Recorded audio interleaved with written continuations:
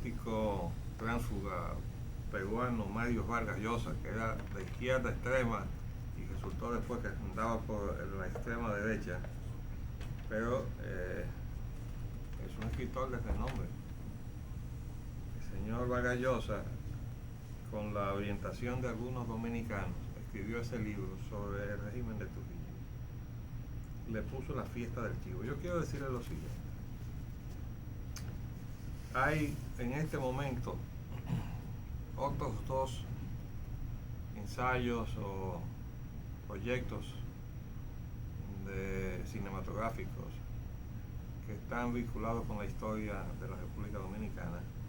Uno sobre la figura del dictador Ulises Heró, Lili, y otro, nada menos, el más reciente, sobre la figura de Juan Pablo Duarte. Y da preocupación ver que las figuras de nuestra historia se están manejando de acuerdo a cómo lo quiere escribir el guión de quien está interesado en hacer de eso una fuente de ingreso, midiéndolo en función de su rentabilidad y no de apego a la verdad histórica. Nosotros nos preocupamos por el tema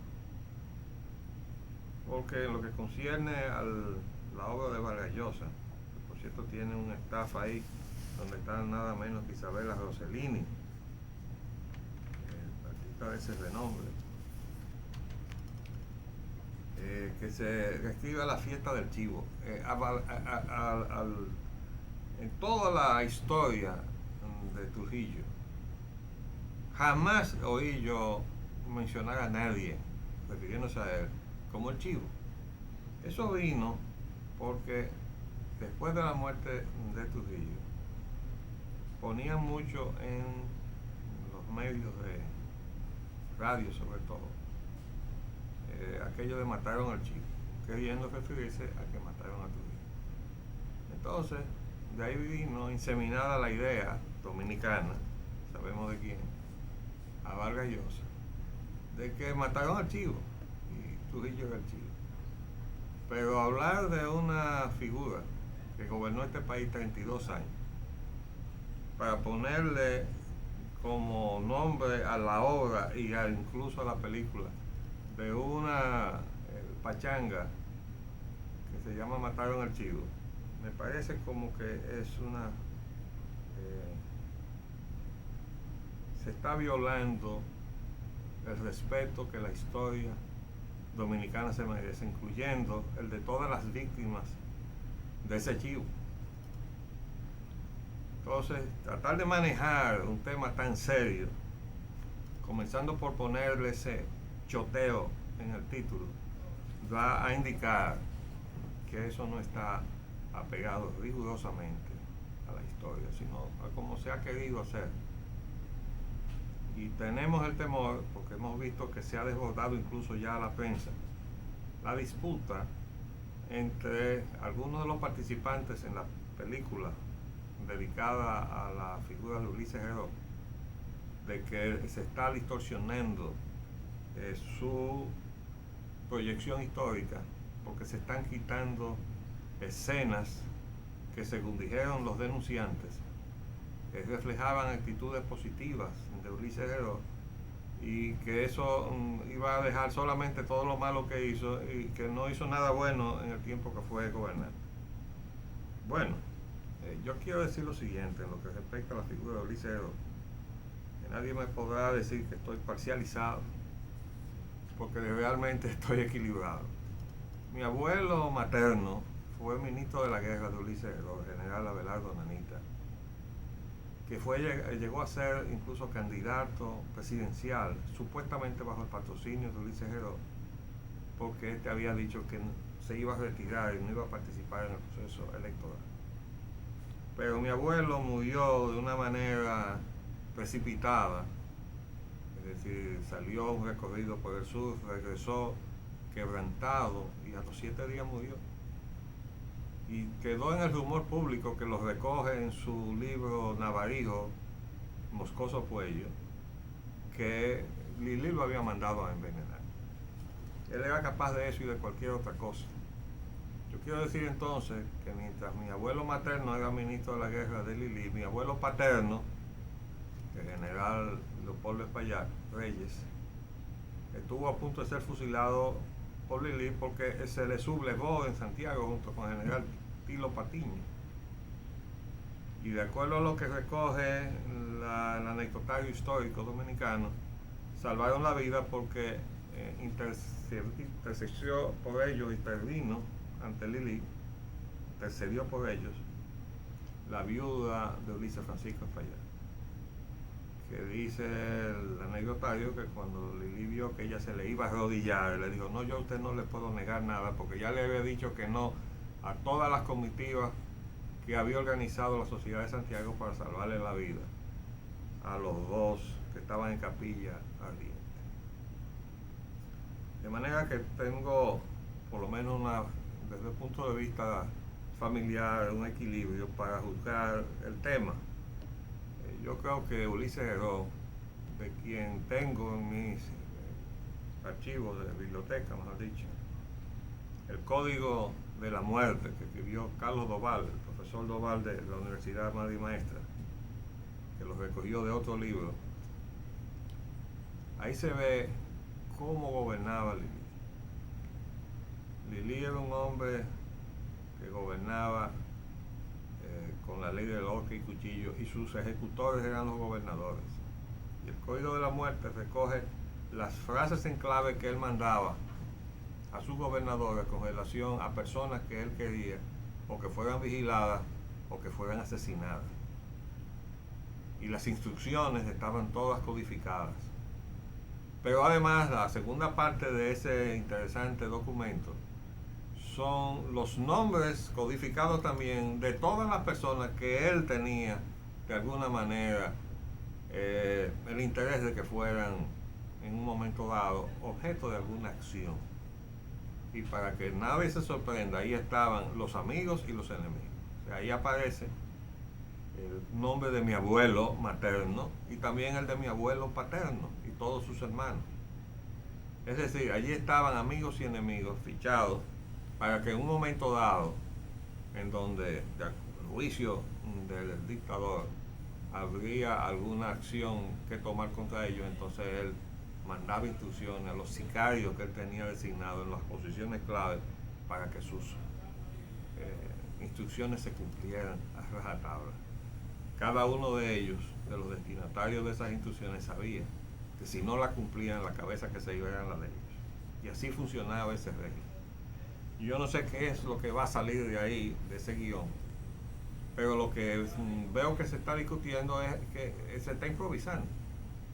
Y entiendo yo que la Academia de la Historia debería intervenir en estos asuntos para evitar que las generaciones que no leen en la República Dominicana se vayan a formar una idea equívoca de los gobernantes que hemos tenido, porque eso es lo que le ha dado la gana de poner a algún guionista.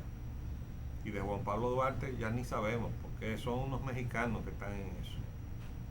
De manera que vamos a ver.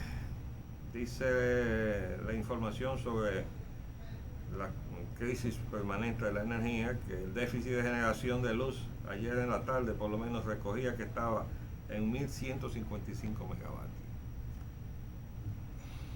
El país sigue apagado, pero seguimos teniendo metro y muchísimas otras cosas que no vienen al caso. En las noticias internacionales, la situación de rebeldía de Francia culminó con que el gobierno tuvo que echar para atrás. Ayer tarde salió en la prensa: Francia retira contrato del primer empleo. Ahí lo que se estaba planteando era que los empleadores podían utilizar en ese primer contrato a los jóvenes, pero podían también despedirlos sin ningún mayor motivo ni ningún tipo de justificación, sino usted se va y ya no tenía ninguna clase de obligación con ellos. Eso produjo esa reacción. Y desde luego, dice acá, los jóvenes derrotan al gobierno de Chirac, en la prensa de hoy. Mientras tanto, en el tema de Estados Unidos y esa alarmante información de que en la cabeza del presidente de Estados Unidos está germinando la idea de una campaña contra Irán, el escritor, el autor Seymour Hersh, es biógrafo de varias personalidades de Estados Unidos, incluyendo a John F. Kennedy,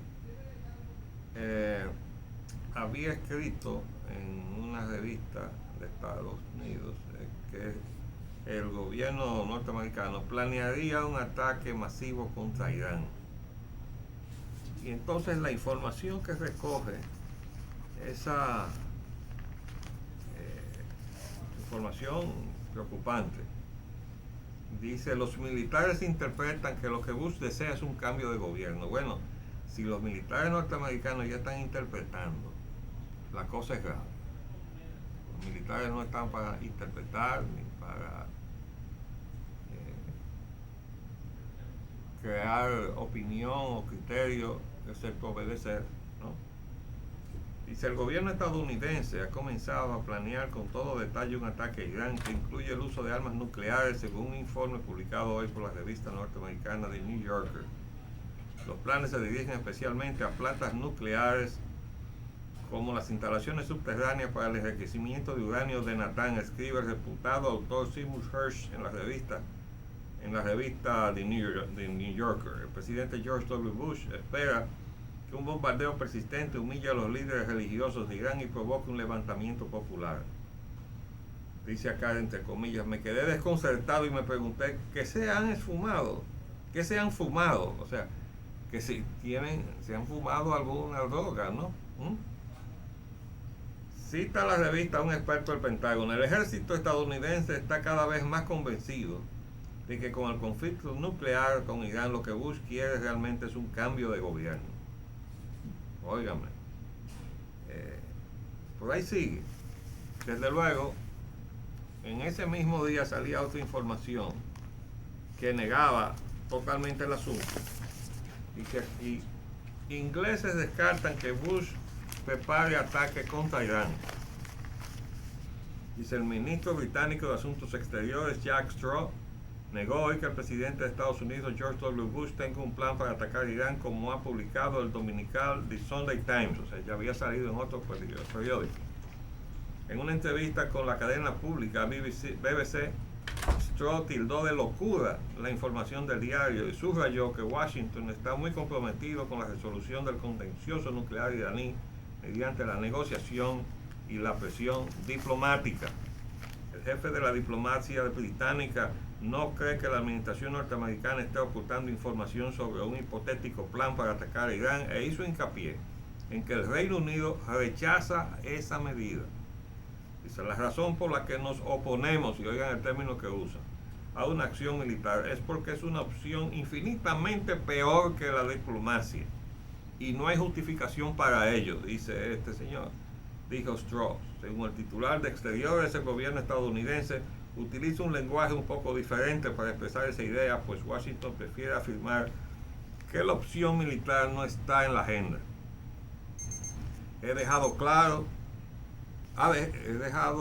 una y otra vez la postura del gobierno británico, que es ampliamente compartida en Europa, reiteró el ministro, al recalcar su gran sospecha de que el programa nuclear civil de Teherán persigue la fabricación de armas nucleares.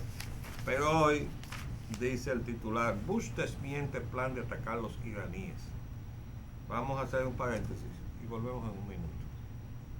Vamos a ver qué dice el presidente de Estados Unidos en el día de hoy, de acuerdo con la prensa matutina. Dice: el presidente de Estados Unidos, George W. Bush, calificó ayer como especulaciones infundadas las versiones que daban cuenta de planes estadounidenses para atacar Irán, a las que el presidente iraní Mahmoud Ahmadinejad había reaccionado en forma desafiante. Leí los artículos en los diarios este fin de semana, fueron simplemente especulaciones infundadas, dijo Bush en la Universidad Johns Hopkins en Washington. Estados Unidos está comprometido en la búsqueda de una solución diplomática, aseguró Bush, saliendo al cruce de la versión de la revista The New Yorker y el diario The Washington Post, según la cual el gobierno estadounidense está considerando realizar un ataque nuclear sobre Irán mientras continúa haciendo publicidad en favor de la democracia. Bueno, lo que pasa, recuerden ustedes que el ataque a Irak se montó sobre una enorme mentira y se escogió como portador de esa mentira al entonces secretario de Estado, el general retirado Colin Powell, que ha pasado a la vergüenza histórica de haber ido a las Naciones Unidas a mentirle a los delegados del mundo. Y ahora, como consecuencia de que la información que surgió a posteriori de ese hecho es que todo había salido de una información de inteligencia falseada suministrada por los británicos a los Estados Unidos, en donde surgió también la pregunta: ¿y cómo es que nuestros servicios de inteligencia aceptaron eso que vino de la Gran Bretaña sin averiguar mucho? De modo que como quiera quedaba mal parado el gobierno norteamericano, y ahora los británicos están escaldados con ese asunto y de antemano están diciendo: nosotros no estamos de acuerdo con eso. Debo recordar que mucho tiempo después de los hechos, es decir, hace relativamente poco tiempo, vinimos a enterarnos a través de una información de internet que en la crisis del embargo petrolero del 73, Estados Unidos contempló atacar militarmente al Medio Oriente y apoderarse militarmente de los pozos petroleros del mundo árabe. Y que cuando se dirigió a Gran Bretaña, fue Gran Bretaña que le echó agua fría a ese disparate que en ese momento se contempló. Y después llegó un arreglo diplomático y vino el gran acuerdo entre el gobierno norteamericano y Arabia Saudita como eje de la OPEP. Y por siempre en la función de OPEP, como Arabia Saudita tuvo un papel fundamental de equilibrio.